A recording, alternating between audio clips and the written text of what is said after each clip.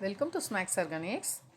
கார்த்தால சப்பாத்தி பண்ணிவிட்டு குருமா என்ன பண்ணுறது அப்படின்னு சட்டுன்னு யோசிச்சு டக்குன்னு பண்ணிட்டேன். ஒரு குருமா காலிஃப்ளவர் சோயா சங்க்ஸ் ரெண்டும் வச்சு அதுக்கு எப்பவும் போல் கடுகு, கரம் மசாலா, ஜீரகம் ப்ளஸ் பெருஞ்சீரகம், வெங்காயம் எல்லாம் தாளித்து கொட்டிக்கோங்க. காரப்பொடி, மஞ்சப்பொடி அதோட போட்டுக்கோங்க. இஞ்சி பூண்டு விழுந்தும் சேர்த்துக்கோங்க.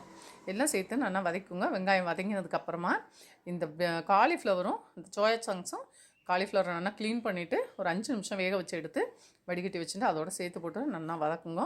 நல்லா அது கொஞ்சம் சுருங்க வதங்குற அளவுக்கு வதக்குங்க.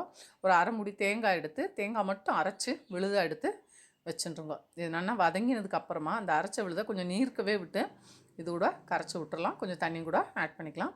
நல்லா தளன்னு கொதிக்கட்டும். கொதிச்சு வர்றப்ப கொஞ்சம் உப்பும் போட்டுக்கோங்க.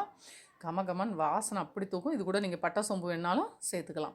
மூடி வச்சு ஒரு 5 நிமிஷம் கொதிச்சதுக்கப்புறம் இறக்கி சப்பாத்திக்கு தொட்டுண்டா அட்டகாசமான டேஸ்ட்டு. எதிர்பார்க்கவே இல்லை, புதுசு.